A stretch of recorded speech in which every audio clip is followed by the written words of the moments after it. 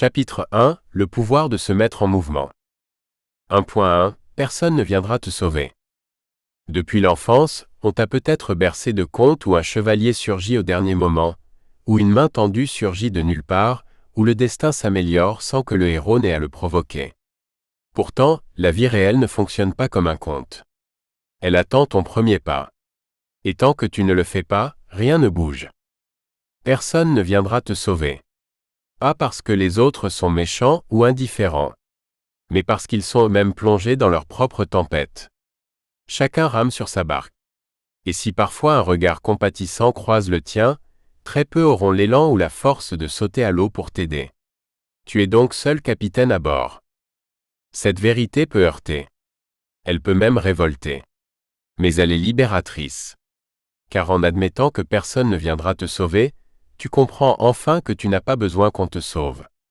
Tu possèdes déjà en toi ce qu'il faut pour te relever, pour changer ta trajectoire, pour t'arracher à l'inertie.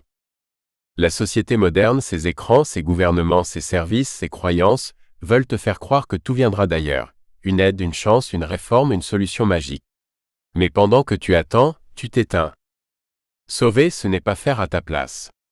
Sauver, c'est parfois simplement te rappeler que tu as des jambes. Et toi, aujourd'hui, ce que tu dois comprendre, c'est que tu n'as pas besoin d'un sauveur. Tu as besoin d'un électrochoc. D'un déclic. Et ce déclic, le voilà. Tu es la seule personne à pouvoir changer ton présent. Ce que tu ne fais pas, personne ne le fera pour toi. Ce que tu laisses, c'est ce que tu acceptes. Ce que tu attends, c'est ce que tu retardes.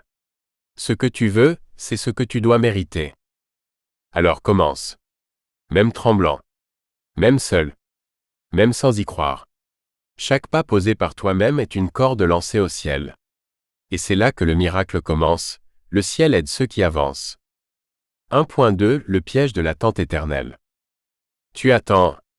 Une meilleure opportunité. Une réponse. Une confirmation. Une aide. Une force mystérieuse qui viendrait te souffler à l'oreille. Vas-y maintenant, c'est le bon moment. Mais ce bon moment ne viendra jamais. Ou plutôt, il est déjà là, et tu ne le vois pas, aveuglé par l'illusion d'un meilleur moment à venir. L'attente est confortable. Elle donne l'impression d'être en mouvement, alors qu'on reste immobile. Elle se pare de belles justifications, je veux être prêt. Ce n'est pas encore le bon timing. Je dois encore réfléchir un peu. Et lentement, les jours deviennent des années. L'attente devient un mode de vie. Une religion. Une prison douce. Tu attends que quelqu'un valide tes rêves. Tu attends que ton passé te lâche. Tu attends d'avoir plus d'argent, plus de temps, plus de confiance.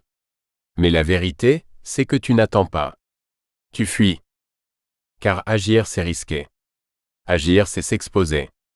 Agir, c'est perdre l'excuse du « je ne savais pas ». Alors tu préfères t'endormir dans l'attente, plutôt que d'affronter ta capacité à réussir. Et pourtant, rien ne changera si tu ne changes pas. Rien ne s'ouvrira si tu ne tournes pas la poignée. Personne ne t'invitera à vivre ta vie, c'est à toi d'entrer. L'attente éternelle est un mirage. Elle promet le confort, elle offre la stagnation. Elle te vole ta jeunesse, ton énergie, ton feu. La seule différence entre ceux qui avancent et ceux qui s'enlisent, c'est une décision. Décider d'agir. Pas quand tout sera prêt. Pas quand les étoiles seront alignées. Mais maintenant.